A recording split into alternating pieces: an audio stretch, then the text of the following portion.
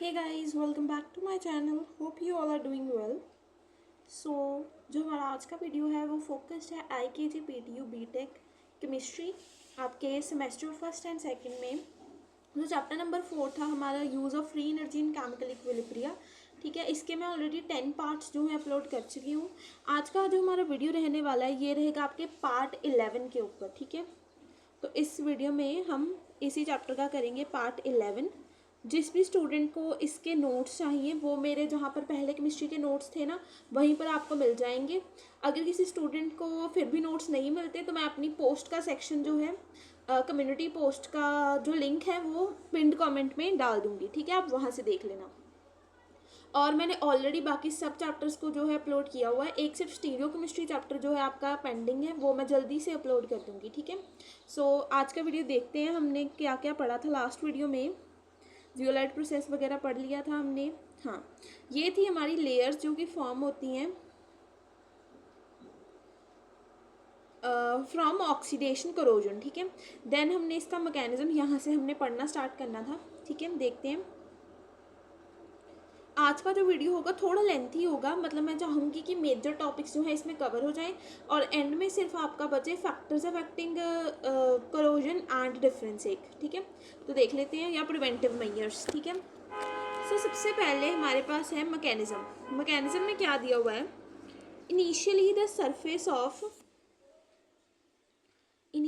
Surface of metal, थोड़ा इसका thickness बढ़ा लेते हैं। Initially the surface of metal undergoes oxidation and the resulting metal oxide scale forms a barrier which restricts further oxidation. जो पहले oxidation हुई थी ना हमने जो मेटल ऑक्साइड में देखी थी, वो एक लेयर बना देता है और फर्दर ऑक्सीडेशन से रोक देता है। ठीक है, the extent of corrosion depends upon nature of metal oxide. कितना करोड होगा हमारा जो मटीरियल है, हमारा जो मेटल है, वो उसके नेचर पर डिपेंड करता है। ठीक है, अब हम देख लेते हैं इसके नेचर कौन कौन से हो सकते हैं। मैं आपको रिकमेंड करूंगी कि आप ये थोड़ा थ्योरी का पार्ट जो है नेचर ऑफ ऑक्साइड फॉर्म्ड, इसको मैं स्लाइटली एक बार समझा देती हूँ, लेकिन आप इसको रीड करके चले जाना। ठीक है, इतना डेप्थ में वैसे लिखने की ज़रूरत नहीं होती एग्जाम में, बट जो मेरे नोट्स हैं वो काफ़ी डीप में है। ठीक है, डेप्थ में है। सो देख लेते हैं एक बार ये नेचर क्या है। It plays an important role in the further corrosion process. ये बहुत एक इंपॉर्टेंट रोल प्ले करता है। जैसे हमारा मेटल है वो रिएक्ट करता है ऑक्सीजन के साथ, तो मेटल का ऑक्साइड बनता है करोजन का प्रोडक्ट। ठीक है, तो जो मेटल ऑक्साइड की फिल्म फॉर्म होती है वो टाइप्स, इतने टाइप्स की हो सकती है जो डिफाइन की गई हैं। सबसे पहले है हमारे पास स्टेबल मेटल ऑक्साइड लेयर। जैसे कि इसके नाम से पता चल रहा है स्टेबल वर्ड, स्टेबल का मतलब होता है जिसको मतलब अपने में कुछ ऐड करने की ज़रूरत नहीं है, कुछ रिमूव करने की ज़रूरत नहीं है, वो जैसा भी है कंपाउंड वो वैसे ही रहेगा, कॉन्स्टेंटली सेम रहेगा। ठीक है, सो देख लेते हैं। A stable layer is fine grand in structure. इसका जो स्ट्रक्चर होता है फाइन ग्रेन होता है, मतलब एक जैसा होगा। ठीक है, and can get adhered tightly to the parent metal surface. मतलब कि ये एकदम चिपक जाता है जो हमारा पेरेंट सरफेस है, जो हमारा मेटल है। ठीक है, such a layer will be impervious in nature. ठीक है, and hence behaves as protective coating. ठीक है, तो ये जो ऐसी लेयर है, ठीक है, ये स्टेबल रहेगी नेचर में, मतलब और किसी चीज़ से जो है रिएक्ट नहीं करेगी और बिहेव करेगी कैसे, एक प्रोटेक्टिव कोटिंग की तरह। ठीक है, thereby shielding the metal surface. जब ये वाली लेयर बन जाएगी स्टेबल मेटल ऑक्साइड की तो फर्दर ऑक्सीडेशन नहीं होगी, इसकी वजह से जो हमारा मेटल है वो क्या होगा, प्रोटेक्ट हो जाएगा। ठीक है, शील्ड हो जाएगा। Consequently further oxidation corrosion is prevented. तो जो आगे इसके बाद करोजन होनी थी वो प्रिवेंट हो जाएगी। ठीक है, सो स्टेबल का मतलब यही है कि फर्दर ऑक्सीडेशन से जो है ये वाली लेयर जो है प्रिवेंट करती है। इसके एग्जांपल्स कौन कौन से हैं, एल्यूमिनियम, टिन, लेड, कॉपर। ठीक है, और ये वही दिखाया गया आपको डायग्राम से। मेटल है उसमें ऑक्सीजन ऐड हुआ, ये मेटल है और मेटल के ऊपर ये सारी क्या बन गई, स्टेबल मेटल ऑक्साइड की लेयर। ठीक है, तो इससे मेटल पर क्या हुआ, no further corrosion. No corrosion ही, करोजन तो हुई है लेकिन नो फर्दर उसके बाद में नहीं हुई। ठीक है, ओके, चलिए नेक्स्ट चलते हैं। अब हमारे पास है unstable metal oxide layer. The oxide layer decomposes back into metal and oxygen. Consequently, oxidation corrosion is not possible in such cases. इसमें क्या होता है, अब अनस्टेबल है तो अनस्टेबल का क्या मतलब है, वो अपनी स्टेबल स्टेट में जाने की कोशिश करेगी। जो भी चीज़ हमारी केमिस्ट्री में क्या है, अनस्टेबल फॉर्म में होती है, वो टेंड करती है कि क्या बन जाए, वो स्टेबल। है ना। आपने बाकी भी पढ़ा हुआ केमिस्ट्री में कहीं ना कहीं कि जो भी चीज़ अनस्टेबल होती है वो चाहेगी कि मैं स्टेबल बन जाऊँ। तो यहाँ पर क्या होता है, जो ऑक्साइड लेयर अनस्टेबल वाली फॉर्म होती है दोबारा से डिकम्पोज मतलब ब्रेक डाउन, डिकम्पोज का मतलब है break down into what, metal and oxygen. ठीक है, जो मेटल का ऑक्साइड था मेटल और ऑक्सीजन में टूट गया। सो इससे क्या हुआ, ऑक्सीडेशन ही नहीं हुई इस केसेस में। ठीक है, और जो यहाँ पर एग्जाम्पल में दिया हुआ है silver, gold and platinum do not undergo oxidation corrosion, ये जो तीनों हैं ऑक्सीडेशन करोजन में इन्वॉल्व नहीं होते। ठीक है, नेक्स्ट है हमारे पास, क्योंकि ये रिएक्ट ही नहीं करते। ठीक है, नेक्स्ट है हमारे पास वोलेटाइल मेटल ऑक्साइड। वोलेटाइल मतलब कि वो जो है बहुत जल्दी इवेपोरेट कर जाए। The oxide layer is volatile in nature. ठीक है, and evaporates as soon as it is formed. Volatile का मतलब थोड़ा खतरनाक टाइप की तरफ जा रहा है इसका मतलब जो है। तो इसमें ये क्या है कि जो हमारी ऑक्साइड की लेयर है बहुत जल्दी इवेपोरेट कर जाएगी जैसे ही फॉर्म होगी। मतलब मान लीजिए यहाँ पर कोई मेटल है, मेटल के ऊपर अभी अभी अभी अभी ऑक्साइड की लेयर फॉर्म हुई, जैसे ही फॉर्म हुई साथ में ये जो है सारी रिमूव हो गई और दोबारा से मेटल ऐसा हो गया। इसको हम कहते हैं वोलेटाइल मेटल ऑक्साइड लेयर। ये क्या करती है, thereby leaving the underlying metal surface expose for further attack. फिर से साफ हो जाएगा, फिर से अटैक हो जाएगा, फिर से साफ हो जाएगा, फिर से अटैक हो जाएगा। ठीक है, इससे वो क्या है, ज़्यादा से ज़्यादा जो है अटैक हो रहा है और जो मेटल है वो हमारा डिस्ट्रॉय हो रहा है। ठीक है, this cause rapid continuous corrosion. तो बार बार कंटिन्यूस करोजन होता जा रहा है, लीडिंग टू एक्सेसिव करोजन। इसकी वजह से बहुत ज़्यादा करोजन जो है हो जाता है। और इसकी एग्जांपल की है मॉलीबेडनियम जो है फॉर्म्स वॉलेटाइल MOO2 लेयर। ठीक है, तो इसकी एग्जांपल भी हमने देख ली।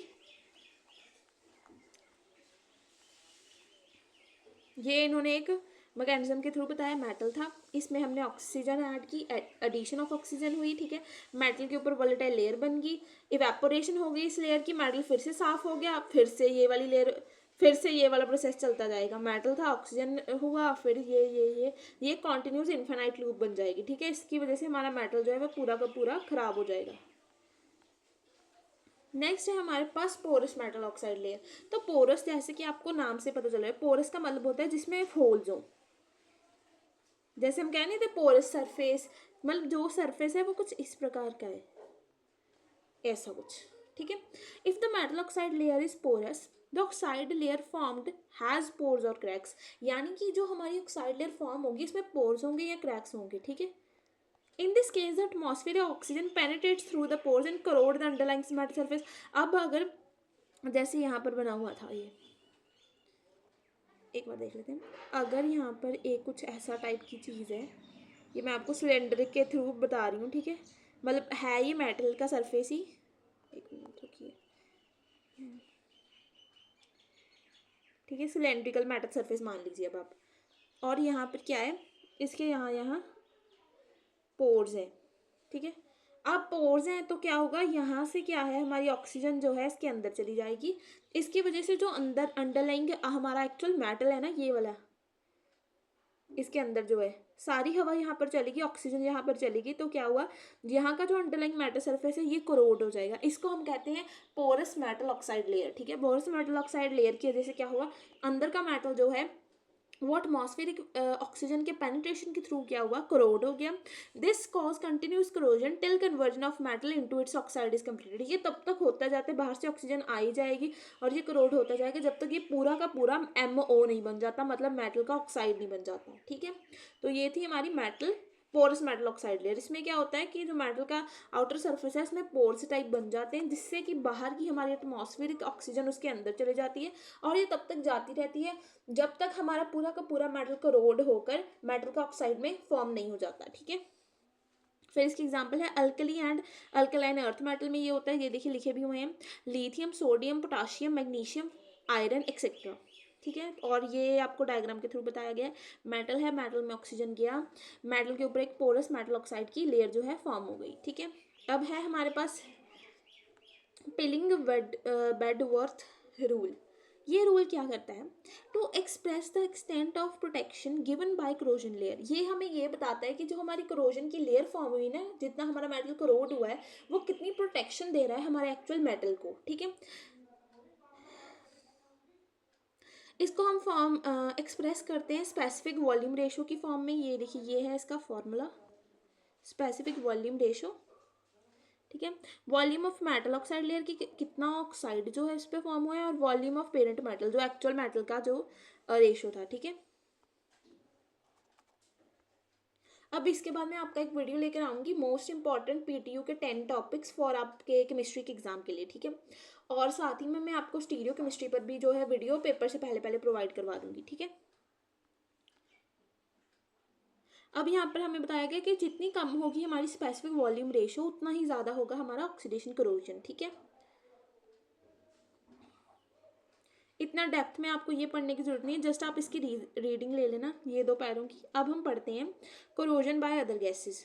थोड़ा मैं वीडियो में लेट हो गई हूँ ना, इसलिए मैं चाहती हूँ आपका एटलीस्ट कंप्लीट हो जाए ये चैप्टर्स। ठीक है, सो करोजन बाय अदर गैसेस क्या है? Depending on the chemical environment these gases react with metal and forms corrosion products. जैसे कि ऑक्सीडेशन करोजन में क्या होता था, हो रही है आपकी ड्राई करोजन, और इसमें एडिशन किसकी हो रही है? ऑक्सीजन की। यहीं पर इसमें क्या होता है, हो रही है ड्राई करोजन, लेकिन एब्सेंस ऑफ ऑक्सीजन, उस एब्सेंस की जगह प्रेजेंस किनकी होगी? इन्वायरमेंटल गैसेस की। इन्वायरमेंटल गैसेस जैसे कि यहाँ पर बताई भी हुई हैं, पहले हम देख लेते हैं क्या है। Depending on chemical environment these gases react with metal, ये मेटल के साथ रिएक्ट करेंगी और करोजन के प्रोडक्ट देंगी, विच मे बी प्रोटेक्टिव और नॉन प्रोटेक्टिव। ये मेटल को प्रोटेक्ट कर भी सकते हैं, नहीं भी कर सकते। ठीक है, देन है dry chlorine reacts with silver to form AgCl। अब यहाँ पर कौन सी है हमारे पास गैस? वो है क्लोरीन, Cl2। ठीक है, नेक्स्ट विच इज प्रोटेक्टिव, ये एक प्रोटेक्टिव लेयर का काम करेगी। On the other hand tin chloride is volatile and porous in petroleum industries at high temperature. H2S acts as, ये देखिए H2S गैस है, और यहाँ पर उन्होंने लिख दिया टिन क्लोराइड। ठीक है, ये क्या करती हैं? हमारे मेटल को जो है करोड करवाती हैं। ठीक है, ये करोजन बाय अदर गैसेज हो गया, ये एक टाइप थी हमारे ड्राई करोजन की। नेक्स्ट इसमें है लिक्विड मेटल करोजन, जो इसकी थर्ड टाइप है, आई थिंक सो। यस, फिर हमारा ड्राई करोजन जो है एंड हो जाएगा। अब लिक्विड मेटल करोजन देख लेते हैं। लिक्विड मेटल करोजन क्या होता है? This type of corrosion occurs due to chemical action of flowing liquid metals. इसमें जो मेटल है वो हमारे लिक्विड फॉर्म में होते हैं, यानी कि मोल्टन फॉर्म नहीं कहते थे, मोल्टन स्टेट, उस स्टेट में होते हैं हमारे मेटल्स एट हाई टेम्परेचर। हाँ, हाई टेम्परेचर पर ही मेल्ट होंगे ना। In several industries molten metal passes through metallic pipes and causes corrosion.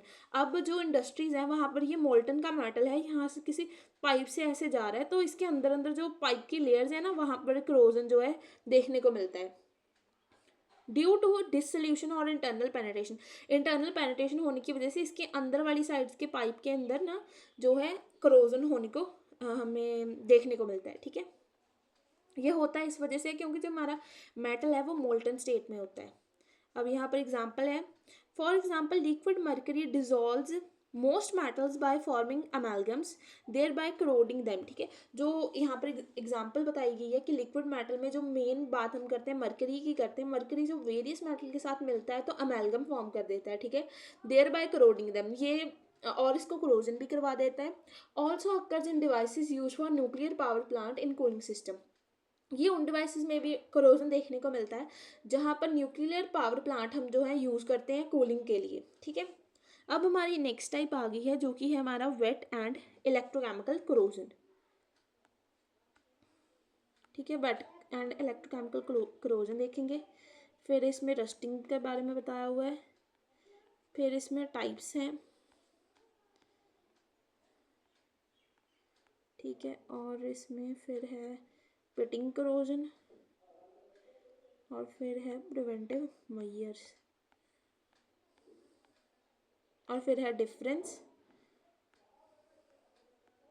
और फिर है factors affecting rate of corrosion. ठीक है, तो देख लेते हैं।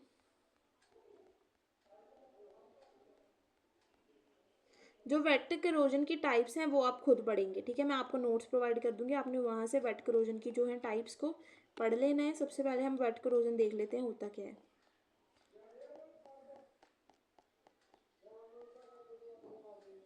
Wet or electrochemical corrosion, the corrosion that occurs when a metal or two dissimilar metals or alloys are immersed or dipped partially in a conducting liquid. Aqueous is called a wet corrosion. ये वो वाला corrosion है जब एक या एक से ज़्यादा जो है मेटल्स या अलॉयज जो हैं हम उसको किसी लिक्विड में डाल देते हैं, उस प्रेजेंस में जो करोजन होता है उसका हम वेट या इलेक्ट्रोकेमिकल करोजन कहते हैं। इसकी थ्योरी देख लेते हैं। According to wet corrosion theory, the the corrosion takes place due to development of separate anodic and cathodic parts. Mainly wet corrosion theory हमें क्या बताती है, ये इसलिए होती है क्योंकि एनोड और कैथोड की फॉर्मेशन हो जाती है बिटवीन द करोजन करंट के बिटवीन जो है एक साइड एनोड बन जाती है पॉजिटिव और एक साइड जो है कैथोडिक बन जाती है। ठीक है,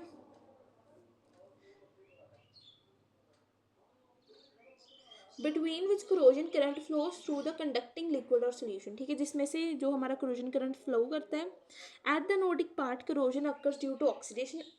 हाँ, जो हमारा एनोड है उस साइड पर क्या होती है, ऑक्सीडेशन होती है, यानी कि लॉस ऑफ इलेक्ट्रॉन्स।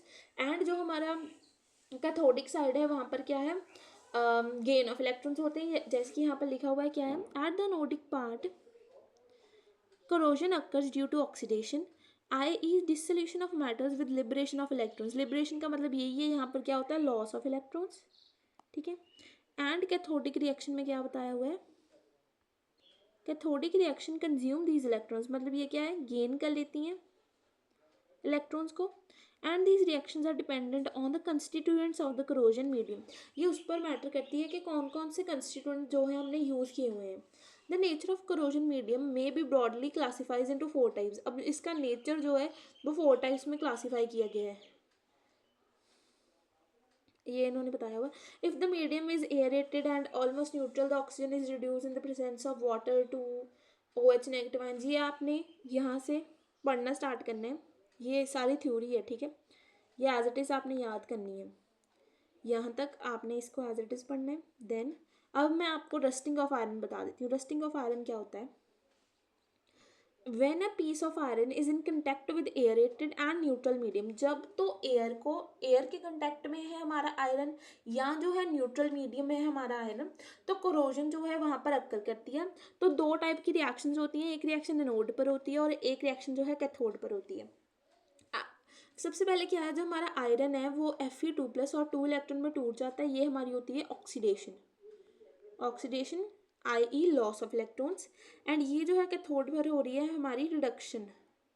रिडक्शन है, ऑक्सीजन में आकर जो ये 2 इलेक्ट्रॉन्स हैं ऐड हो जाते हैं और 2OH नेगेटिव का हाइड्रोक्साइड बन जाता है। ठीक है, रस्टिंग का मैकेनिज्म है ये कि रस्टिंग होती कैसे।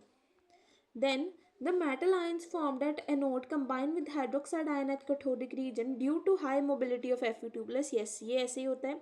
and form FeOH2। और इसके बाद में क्या है, ये दोनों साथ में मिलकर आयरन का हाइड्रोक्साइड बना देते हैं जिसे कि हम फेरस हाइड्रोक्साइड कहते हैं। ठीक है, अब जो ये फेरस हाइड्रोक्साइड है एक बार फिर से जो है हाइड्रेट होकर Fe2O3XH2O बना देता है, जो कि रस्ट का फॉर्मूला है। ये आपने एज इट इज़ याद करना है, Fe2O3.XH2O।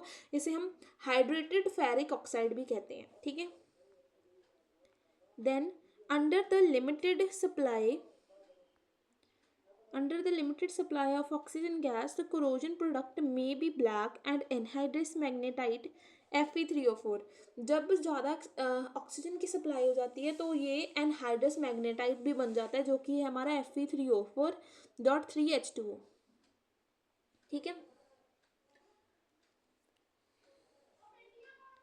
इसके बाद है हमारे पास टाइप्स ऑफ इलेक्ट्रोकेमिकल करोजन, जहाँ टाइप्स ऑफ हम कह सकते हैं वेट करोजन। ठीक है, टाइप्स हैं वेट करोजन की, एक बार ये सारी टाइप्स भी देख लेते हैं। सबसे पहली टाइप है हमारे पास डिफरेंशियल मेटल करोजन। ठीक है, डिफरेंशियल मेटल करोजन क्या है, इसको हम गैल्वेनिक करोजन भी कहते हैं। It occurs when 2 dissimilar metals are in contact with each other. ये तब होता है जब 2 डिसिमिलर, यानी कि आयरन हो सकता है और इसके साथ कोई और मेटल, मान लीजिए मैग्नीशियम है। ठीक है, with each other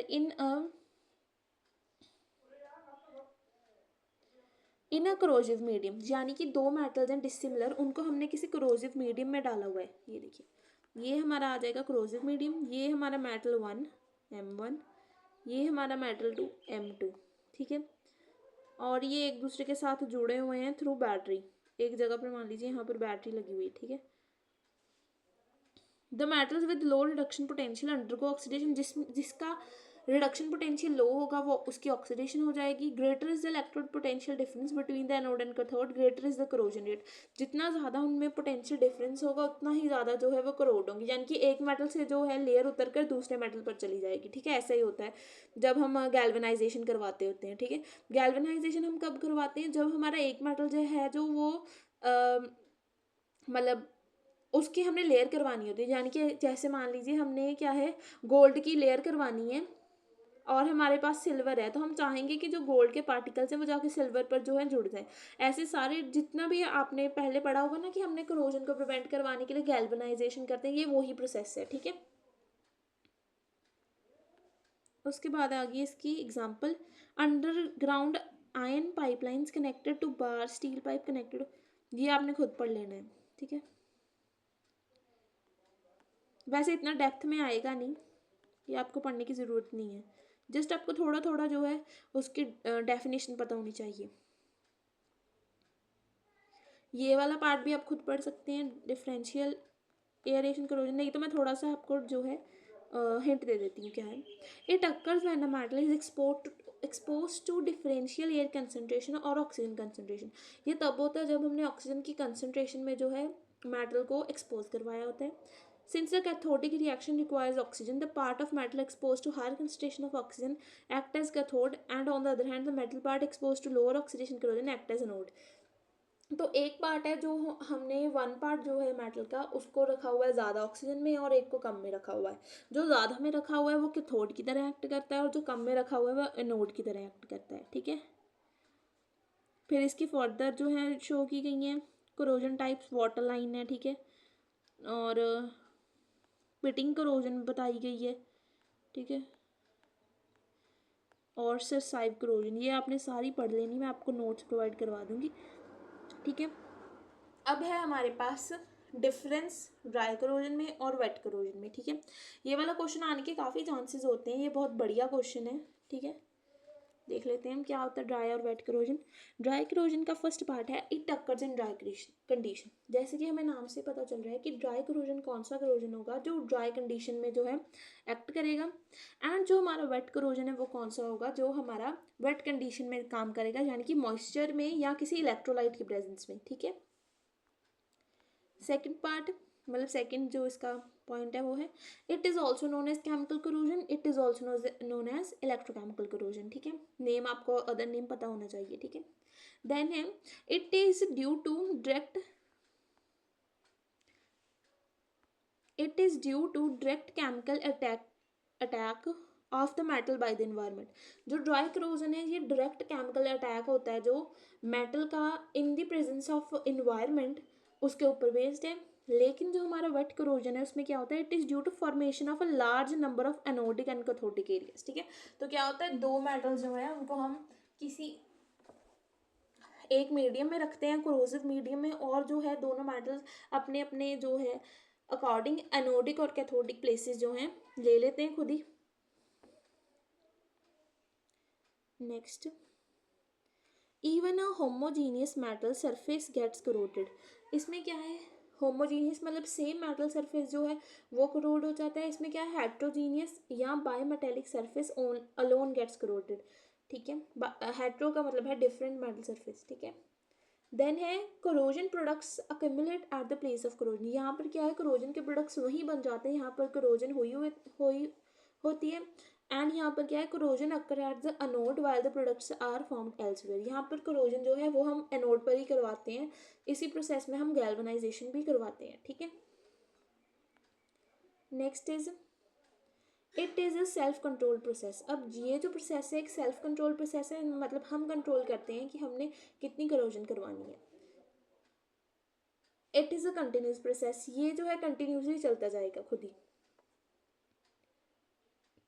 next is it adopts absorption mechanism. इसमें क्या है, अब्जॉर्प्शन का मैकेनिज्म जो है काम करता है।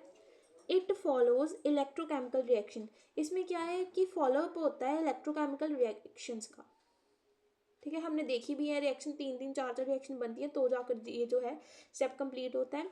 नेक्स्ट है formation of mild scale on iron surface is an example. इसका जो एग्जाम्पल है वो है कि फॉर्मेशन हो जाती है mild scale on iron surface is an example. ठीक है, नेक्स्ट इसमें क्या है, रस्टिंग हो जाती है, rusting of iron in moist atmosphere, ये इसकी एग्जाम्पल है। ड्राई करोजन क्या है, एक स्लो प्रोसेस है, और जो हमारा वेट करोजन ये है एक fast process. It has a self stifling product, ठीक है, it does not have a self stifling product. Okay, next चलते हैं। It has overall uniform corrosion, इसमें करोजन यूनिफॉर्म होता है। It has non uniform, non uniform का मतलब कि एक जैसा करोजन नहीं होता हर एक जगह, लेकिन जो हमारा ड्राई वाला है इसमें एक जैसा करोजन होता है ओवरऑल। ठीक है, अब नेक्स्ट देख लेते हैं factors affecting rate of corrosion.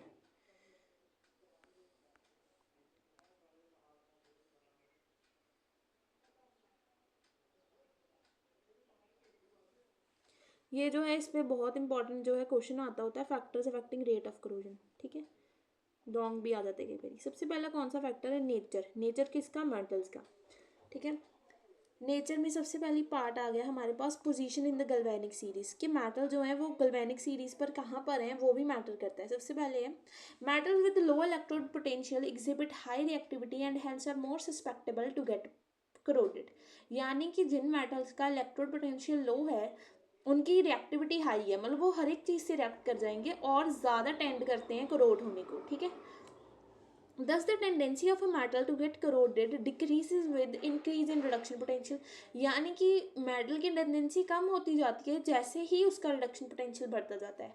फिर उन्होंने एग्जाम्पल बताई हुई है, metal such as lithium, sodium, magnesium, zinc etcetera undergo severe corrosion in corrosive environment due to their low reduction potential.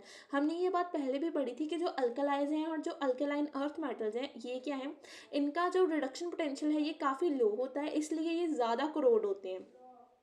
और आपको जैसे पता होगा सोडियम, सोडियम जो है वो तो खुद ही इतना रिएक्टिव है, वो तो बहुत जल्दी, उसको तो हम मतलब एयर की प्रेजेंस में भी नहीं रख सकते। On the other hand, noble metals with high reduction potential like silver, gold, platinum etcetera are less susceptible for undergoing corrosion. अब जो गोल्ड है, सिल्वर है, वो हम कैसे पहन पाते हैं अपनी बॉडी के ऊपर, मतलब जो हम ज्वेलरी बनाते हैं या कड़े वगैरह बनाते हैं वो कैसे बनाते हैं, क्यों, क्योंकि ये नोबल मेटल्स की कैटेगरी में आ रहे हैं, यानी कि ये जो है बिल्कुल भी करोजन नहीं करवाते, इसीलिए हम इन्हें पहन पाते हैं। ठीक है, नेक्स्ट है इसमें इलेक्ट्रोड पोटेंशियल का डिफरेंस, ये भी एक जो है फैक्टर्स अफेक्टिंग करोजन है। Potential difference between the anodic and cathodic region is known as open circuit potential difference. Larger is the open circuit potential difference, higher is the rate of corrosion. अब जैसे कि पिछली बारी में भी हमने देखा, पिछले वाले पॉइंट में भी देखा कि जो पोटेंशियल है, रिडक्शन पोटेंशियल, वो बहुत मैटर करता है। अब जब हम वेट करोजन की बात करते हैं तो उसमें क्या है, जो इलेक्ट्रोड का पोटेंशियल डिफरेंस है वो जितना लार्जर होगा उतना ही लार्जर होगा हमारा रेट ऑफ करोजन। ठीक है, जैसे कि यहाँ पर है हमारे पास आयरन और सिल्वर, इसमें इलेक्ट्रोड पोटेंशियल है हमारे पास 1.14 वोल्ट, एंड आयरन और टिन में क्या है 0.84 वोल्ट, यानी कि यहाँ पर जो हमारी करोजन है, सॉरी यहाँ पर जो हमारी करोजन है वो हायर होगी और यहाँ पर करोजन जो है कम होगी, लिखा भी होगा यहाँ पर, देख लेते हैं। Therefore Fe corrodes faster with Ag, yes लिखा हुआ है, than with tin in a corrosive environment. तो मैटर करता है कि दोनों में डिफरेंस कितना है। ठीक है, नेक्स्ट है surface state of the metal, कि मेटल की सरफेस की स्टेट कैसी है। स्टेट और conditions of the surface of the metals also affect the rate of corrosion process, कि कंडीशन कैसी है सरफेस की, ये रेट ऑफ करोजन को बहुत अफेक्ट करता है। जैसे कि example, if the surface is covered with sand then severe pitting corrosion occurs, अगर तो सरफेस है उसके ऊपर सैंड की फॉर्मेशन है तो पिटिंग करोजन होता है। Corrosion at its surface is also acylated by the presence of water droplets, अगर कोई हमारा सरफेस है बहुत ज़्यादा एक्सपोज रहता है वाटर से, है ना, तो वाटर की जो प्रेजेंस होगी उससे भी हमारा जो है करोजन जो है अफेक्ट होगा। Next, presence of uneven stress helps in high corrosion, अगर जो हमारा मेटल है अगर उसका जो सरफेस है वो अनइवन है, यानी कि कहीं पर हमने कोई चीज़ रखी हुई है उसकी वजह से वो नीचे को बेंड हुआ हुआ है, या उसका जो जिस जगह पर भी हमारा मेटल पड़ा है उसकी कोई सही तरीके से देखभाल नहीं हो रही, तो वहाँ पर क्या है अनइवन स्ट्रेस है, तो इसकी वजह से भी करोजन जो है वो हाई होगा। नेक्स्ट है हमारे पास hydrogen over voltage. Hydrogen over voltage क्या है? Hydrogen over voltage is the measure of tendency of an electrode to liberate hydrogen gas. Liberate का मतलब है रिलीज। लिबरेट का मतलब है रिलीज। कि हाइड्रोजन वोल्टेज वो चीज़ है किसी इलेक्ट्रोड की वो वाली टेंडेंसी कि वो हाइड्रोजन गैस को रिलीज करे। A metal with low hydrogen over voltage is more susceptible to corrosion.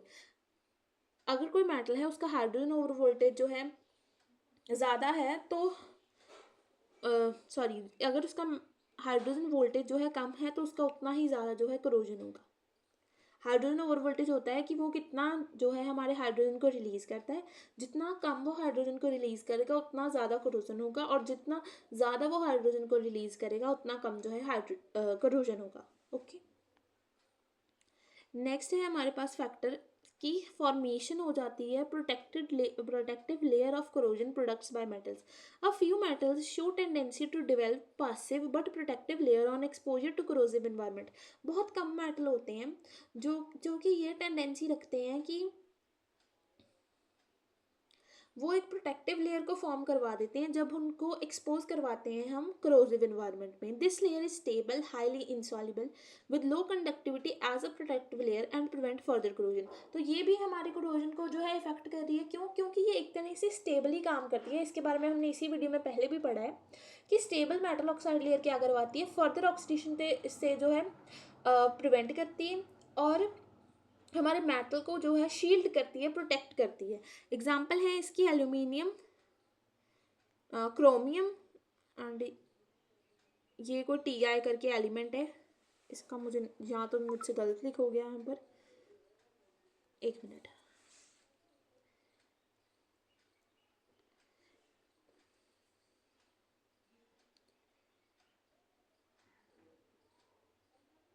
I think यहाँ पर Al stable metal oxide layer वाला जो मेटल था वही आएगा। यहाँ पर कुछ गलत लिख हो गया है।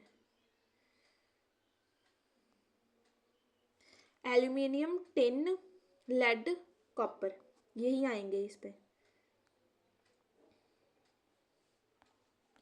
Aluminium, tin, lead and copper.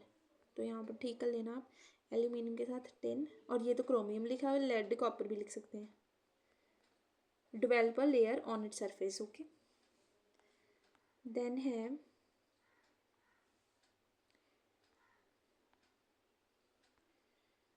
F part है, और इसके बाद है नेचर ऑफ करोडिंग इन्वायरमेंट, और फिर है करोजन की प्रिवेंशन। अब है हमारे पास नेक्स्ट चीज जो है relative area of anode and cathode. When the relative area of anode is small compared to that of cathode, corrosion rate becomes high. अगर जो हमारे एनोड का एरिया है वो कम है कैथोड से तो corrosion का रेट है जो हाई हो जाता है। It is because of high anodic current density. ये high anodic current density की वजह से होता है। For example, any gap on the tin coated iron results in severe corrosion due to small anodic area and large cathodic area. ठीक है, next अब type आ गई हमारे पास कि नेचर ऑफ करोडिंग इन्वायरमेंट जो है वो भी अफेक्ट करवाता है करोजन को। सबसे पहले बात आ रही है पीएच की। पीएच जो है उससे हमें कैसे पता चलता है, lower is the pH higher is the corrosion rate. जितनी कम पीएच होगी उतना ज़्यादा करोजन का रेट होगा। मतलब अगर पीएच लेस देन 3 होगी तो सीवियर करोजन होगा, अगर पीएच ग्रेटर देन 10 होगी तो प्रोटेक्टिव कोटिंग वाली जो है करोजन वो फॉर्म होगी। Next temperature. टेम्परेचर कैसे इफेक्ट करता है, generally rate of any chemical reaction increases with increase in temperature, higher is the temperature more is corrosion. जैसे हमने हर एक मोस्ट ऑफ द एग्जाम्पल्स में, मोस्ट ऑफ द रिएक्शंस में यही देखते हैं, जैसे ही इंक्रीज होता है हमारा टेम्परेचर वैसे ही रिएक्शन का रेट ऑफ रिएक्शन बढ़ जाता है। तो जैसे यहाँ पर क्या होगा, जितना हमारा टेम्परेचर हाई होगा उतना ही करोजन का रेट जो है बढ़ जाएगा। नेक्स्ट है conductance of the medium. Conductance of the medium में क्या है, electrochemical corrosion involves electron transfer. Electrochemical corrosion में इलेक्ट्रॉन का ट्रांसफर होता है। The presence of conductive medium facilitates the transfer of electrons and hence increasing the corrosion rate. यानी कि जब हम वेट करोजन करवाते हैं उसमें हमारे पास conducting medium I the corrosive medium हमारे पास होता है जो कि हेल्प करवाता है इलेक्ट्रॉन्स की ईजी मूवमेंट में। ईजी मूवमेंट होगी तो करोजन का रेट जो है खुद ब खुद बढ़ जाता है। For this reason, the corrosion rate is bigger in saline water than in normal water. Saline water मतलब salt वाले पानी में जो है corrosion rate higher होता है than normal water. ठीक है, लास्ट में आ गया हमारे पास ह्यूमिडिटी। ह्यूमिडिटी कैसे इफेक्ट करवाता है? Humidity is the measure of moisture content. अब हम बात जो करते हैं, जब हम वेट करोजन की बात करते हैं तो मॉइस्चर की बात होती है। तो ह्यूमिडिटी वो वाला मेजर है जो हमें बताता है कि कितना मॉइस्चर का कंटेंट है एटमॉस्फेयर में। तो रेट ऑफ करोजन जो है वो बढ़ता है जैसे जैसे हमारे इन्वायरमेंट में जो है ह्यूमिडिटी बढ़ती है। Rate of corrosion increases with increase in humidity up to certain value called as critical humidity. Rate of corrosion तब तक बढ़ता है जब तक हमारी ह्यूमिडिटी की वैल्यू बढ़ती है, और ये एक सर्टेन लेवल तक ही होता है, उस लेवल को हम कहते हैं critical humidity. But corrosion rate increases abruptly above the critical humidity. लेकिन अगर एक बार करोजन स्टार्ट हो जाती है तो वो क्रिटिकल ह्यूमिडिटी को भी नहीं देखती और वो आगे से आगे बढ़ती जाती है। ठीक है, अब हमारे पास बच गया सिर्फ एक टॉपिक जो कि है आपका करोजन का प्रिवेंशन। ठीक है, ये मैं आपको नेक्स्ट वीडियो में बताऊंगी। मेन तो इसमें गैल्वेनाइजेशन पेंटिंग मेथड्स होंगे। ठीक है, और यहाँ पर थोड़ा लास्ट वाला नोट जो है इनकम्प्लीट है, इसलिए मैंने सोचा कि अब ये मैं आपको नेक्स्ट वीडियो में बताऊंगी। ठीक है, इस वीडियो के लिए इतना ही। इसके जो नोट्स हैं मैं आपको वो वहीं पर प्रोवाइड करवा दूंगी। और काफ़ी जो है ये थर्मोडाइनमिक्स के नोट्स जो आई थिंक अभी तक आपके पास नहीं पहुंचे हैं, वो मैं आपको जो है प्रोवाइड करवा दूंगी। और इस वीडियो के लिए इतना ही। ये था हमारा पार्ट 11 इस सीरीज़ का। अब पार्ट 12 में आएगी आपके सिर्फ और सिर्फ preventive measures of corrosion, and इसके बाद हम स्टार्ट करेंगे स्टीरियोकेमिस्ट्री वाला चैप्टर। एंड इसके बाद मैं आपको एक वीडियो डालूंगी जिसमें होंगे आपके बहुत important topics of PTU engineering chemistry. ठीक है, लास्ट ईयर भी मैंने ये जो वीडियो अपलोड किया था पीटीयू इंजीनियरिंग केमिस्ट्री के मोस्ट इंपॉर्टेंट टॉपिक्स पर, और अभी भी अपलोड करूँगी। ठीक है, so stay tuned with my channel. अगर आपको वीडियो अच्छी लगी हो तो लाइक शेयर करें। ठीक है, और चैनल को सब्सक्राइब करना ना भूलें। अगर कोई फर्स्ट टाइम व्यूअर है तो प्लीज़ चैनल को सब्सक्राइब करें। होप आपको वीडियो अच्छी लगी हो। Take care, bye bye, thanks for watching.